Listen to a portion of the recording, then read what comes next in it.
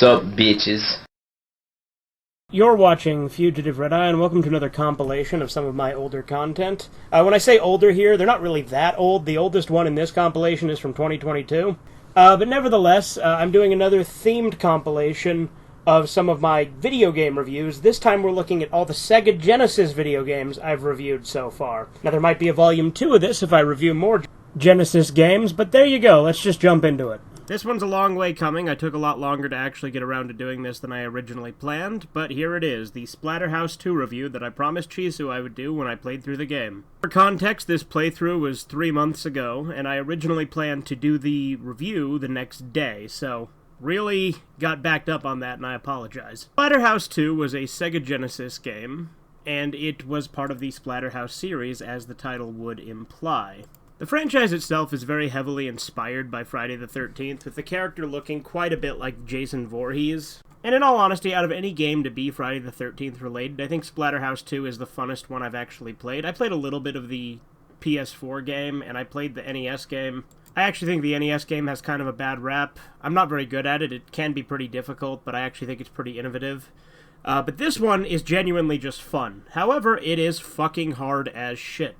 Before we get into the difficulty and stuff, however, I want to talk briefly about the game's plot, which is understated because it's a Genesis game, but it does actually have a pretty interesting plot. Now, I briefly played a little bit of Splatterhouse 1 back in the day, but, or by back in the day I mean like just a few years ago on one of the modded Xboxes we have. But Splatterhouse 1 was difficult, and I never really got past the first level. Splatterhouse 2, probably just as difficult, if not more so, I have no idea. But I did manage to play through the whole thing. Now keep in mind, playing through it, I used save states, and I used some cheating stuff, but we'll get to that in a minute. Like I said, let's talk about the plot. So Splatterhouse 2 follows up after Splatterhouse 1, where a guy named Rick has this mask called the Terror Mask that gives him these, super strength and powers to fight monsters. After the events of Splatterhouse 1, Rick's girlfriend is still trapped in this, evil house where all these monsters are, and Rick needs to rescue her. In order to do this, he once again uses the power of the Terror Mask that gives him the strength to fight the monsters. Basically, that's the plot of the game, is he has to get to this evil house and rescue his girlfriend while fighting all these crazy monsters. The game itself is a side-scrolling beat-em-up, akin to, Streets of Rage, or basically any other side-scrolling beat-em-up in concept. You guys know what a side-scrolling beat-em-up is, I assume.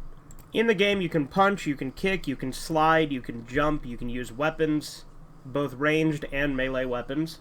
And there are various types of monsters that are references to all sorts of other things throughout the game. There's some H.P. Lovecraft inspiration in that you fight a scientist named Dr. West, which is obviously a reference to Herbert West, Reanimator.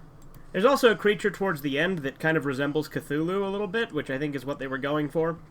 But, as I said, the game itself is hard as balls. It is fucking difficult. So I was playing on my modded Xbox, I was playing a hacked version of the game that had unlimited lives. Now, to be fair, the game already had unlimited continues, but when you're fighting the boss, you would have to start the entire stage over again if you weren't using unlimited lives. I actually could have given myself unlimited health, but I wasn't going to cheat that much. That'd be ridiculous.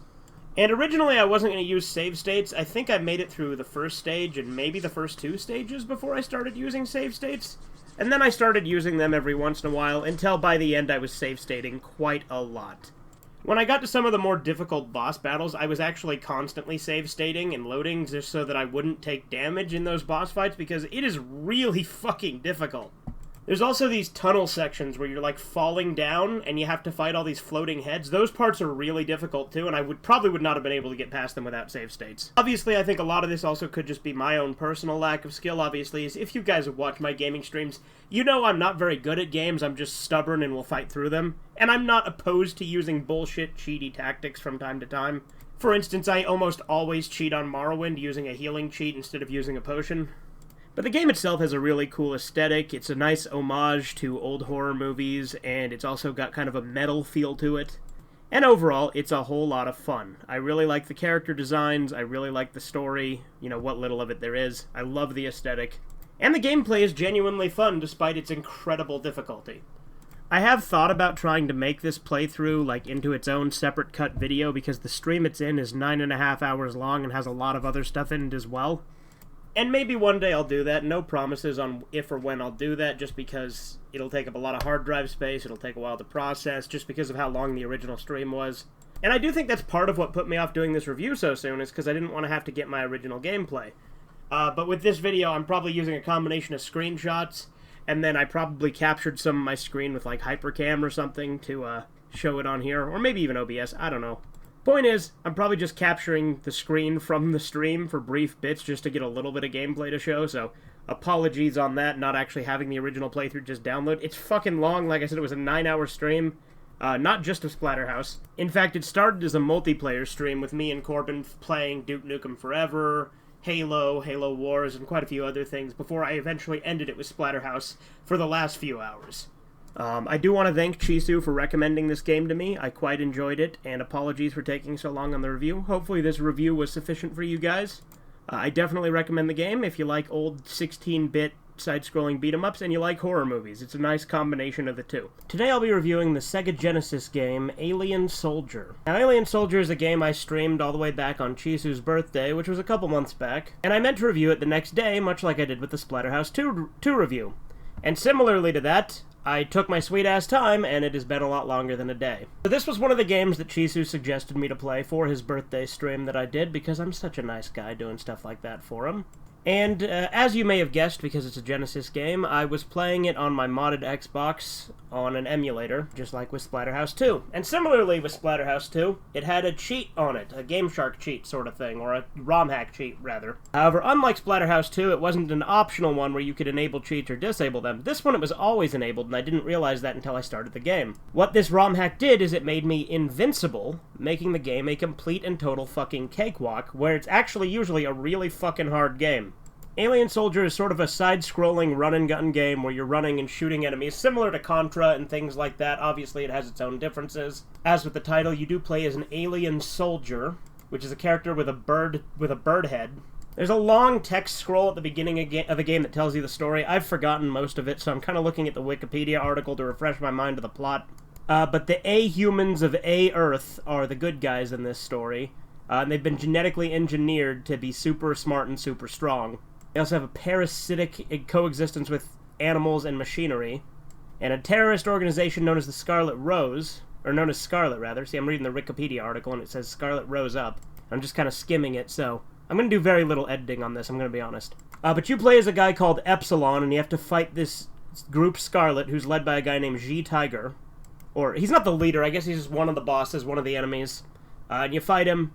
It's pretty cool. It's very, like, cyberpunky with the game. It's very loose on the plot because it's a Genesis game, but it does give you the whole plot at the beginning, filled with all sorts of grammatical errors. But the game has, you can do all sorts of different attacks. You can actually kind of decide which kind of attacks you want to have, which was kind of unique.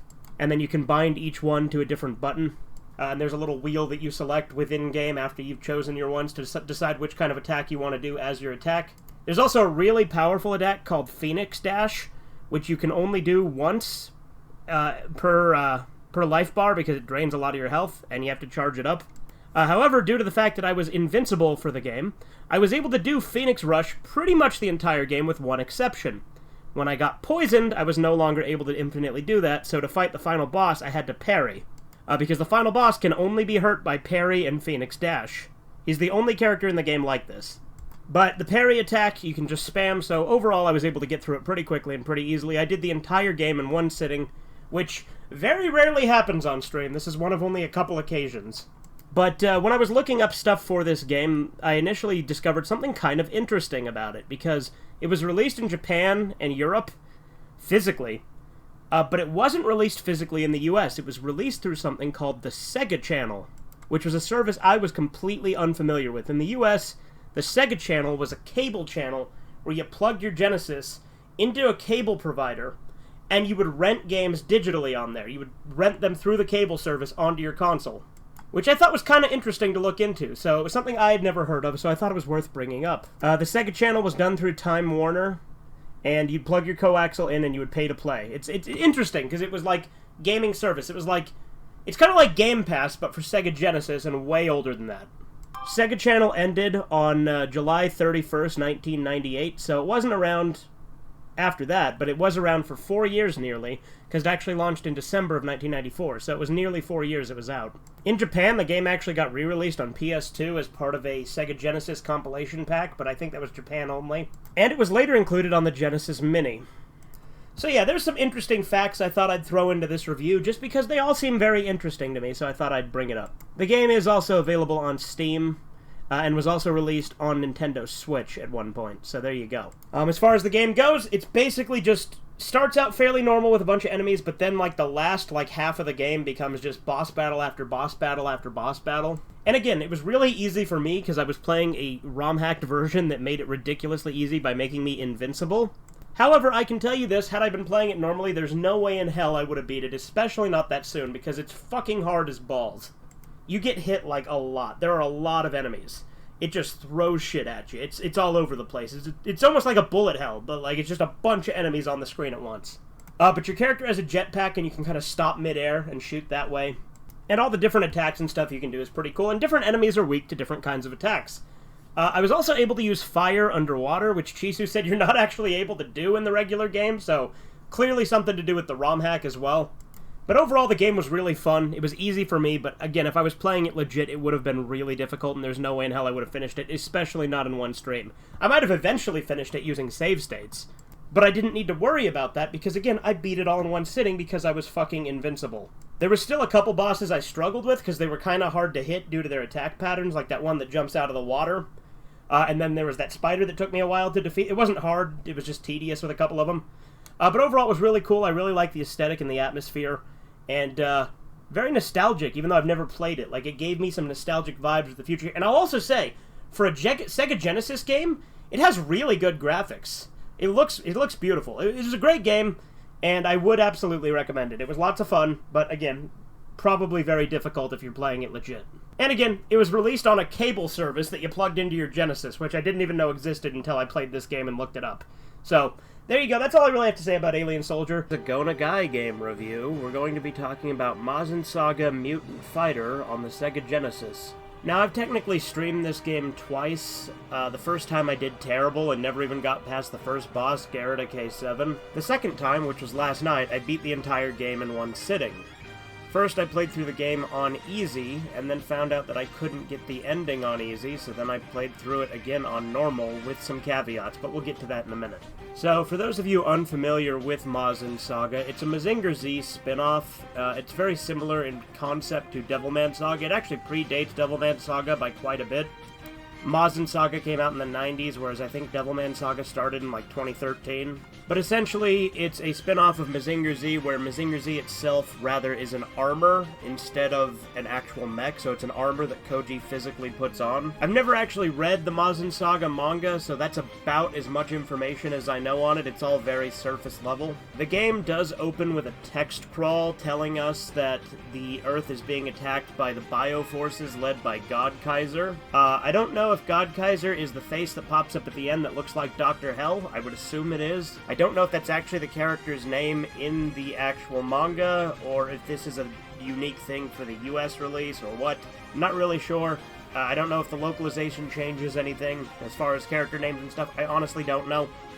Mazinger Z is still called Mazinger Z in this, and this game is one of the few 90s games I've seen use the word hell uncensored, at least on the Genesis, that era. The game itself has a total of 7 stages, in a way.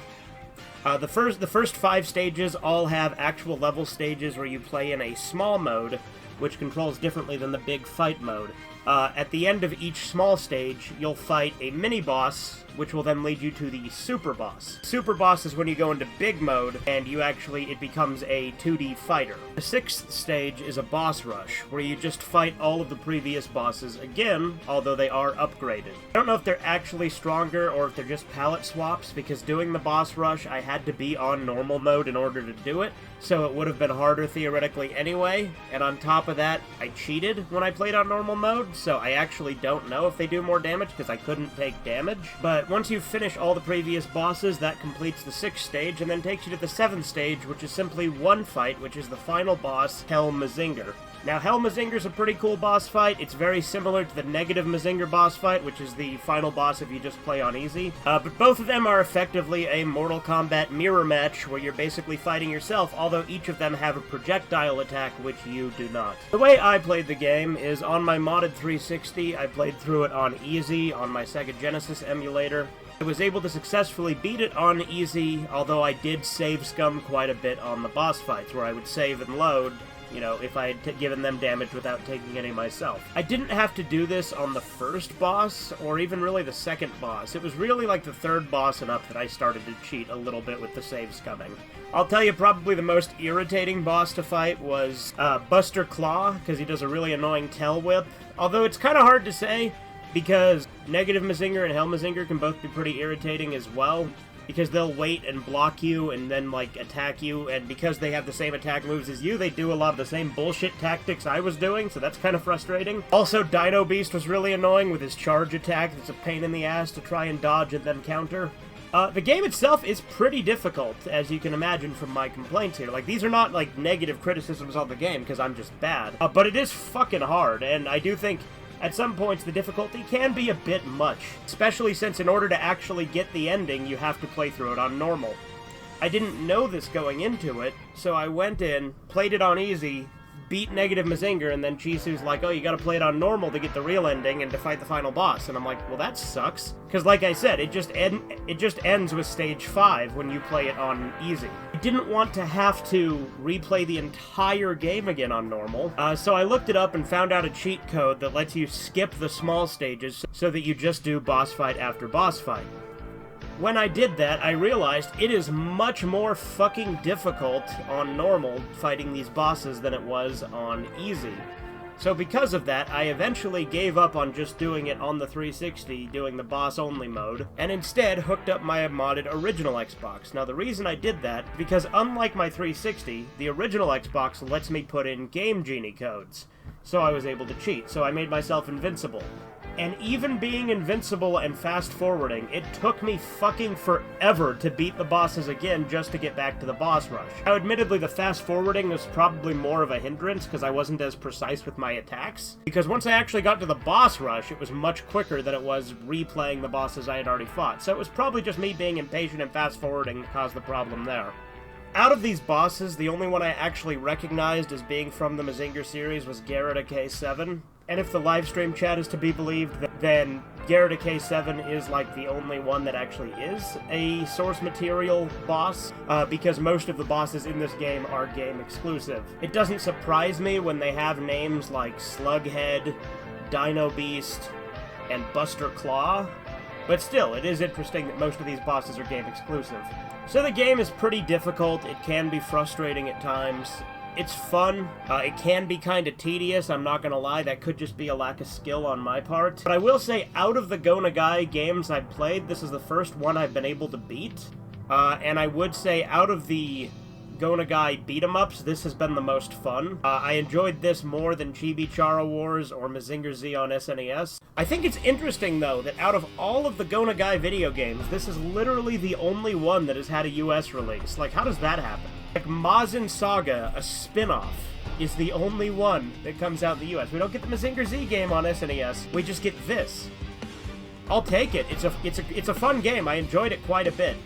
Obviously, that's why I played through it in one sitting and was willing to go through it again in order to actually get the ending. So I played through it twice in one sitting, in a way, although again, the second time I was doing boss-only mode and cheating. The ending, also, is really fucking dark, because you win, and then it's like, you win, but the Earth will never be the same, and will never be recovered, so now you're going to colonize Mars. Also, Dr. Hell is sending his forces to Mars to take over that, too, so you're just kind of fucked. Really dark ending, I love it. But anyway, very fun game, very frustrating, but overall, I'm glad I played it. But there you go, there's another compilation of my game reviews. I will do more of these in the future. I'm not going to do them too often so it doesn't get spammy with it. If you've been around here for a while, you know every once in a while I do like to do this sort of thing. So I hope you enjoyed. Have a good one. Toodles. Subscribe, the Fugitive Redeye.